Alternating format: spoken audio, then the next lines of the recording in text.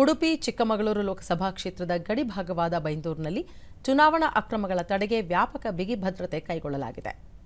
ಒಟ್ಟು 14 ಚೆಕ್ ಪೋಸ್ಟ್ಗಳನ್ನು ತೆರೆಯಲಾಗಿದ್ದು, ಪೊಲೀಸ್, ಅಬಕಾರಿ ಮತ್ತಿತರ ಇಲಾಖೆ ಸಿಬ್ಬಂದಿ 3 ಪಾಳಿಯಲ್ಲಿ ಕಾರ್ಯನಿರ್ವಹಿಸುತ್ತಿದ್ದಾರೆ.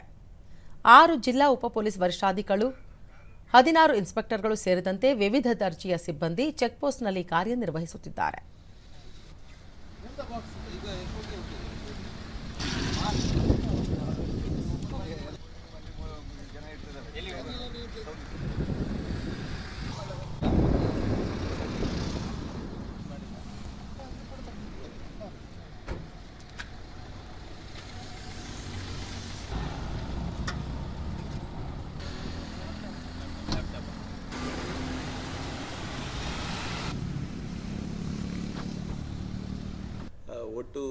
ಉಡುಪಿ ಜಿಲ್ಲಾ ಪೊಲೀಸ್ ವರಿಷ್ಠಾಧಿಕಾರಿ ಡಾ ಕೆ ಅರುಣ್, ಗಡಿ ಪ್ರದೇಶವಾದ ಕಾರಣ ಹೆಚ್ಚಿನ ನಿಗಾ ವಹಿಸಲಾಗಿದೆ.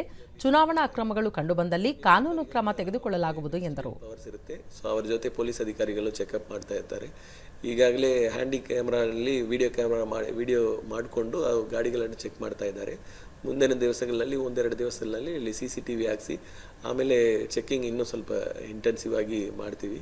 ಅದು ಬಿಟ್ಟು ಬೇರೆ ಕಡೆ ಇರುವ ಸಣ್ಣ ರೋಡ್ಗಳಲ್ಲಿನೂ ನಾವು CCTV ಕ್ಯಾಮೆರಾ ಹಾಕಿ ವೆರಿಫೈ ಮಾಡ್ತೀವಿ.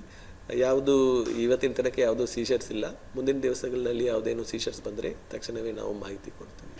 ಶಿವಮೊಗ್ಗ ಬೈಂದೂರಿನ SST ಚೆಕ್ಪೋಸ್ಟ್ ಅಧಿಕಾರಿ ಚಂದ್ರಶೇಖರ್, ಚುನಾವಣಾ ವೇಳಾಪಟ್ಟಿ ಪ್ರಕಟವಾದ ನಂತರ ಚೆಕ್ಪೋಸ್ಟ್ಗಳನ್ನು ತೆರೆಯಲಾಗಿದ್ದು, ದಿನವಿಡೀ ಎಡೆಬಿಡದೆ ತಪಾಸಣೆಯಲ್ಲಿ ನಿರತರಾಗಿರುವುದಾಗಿ ತಿಳಿಸಿದರು.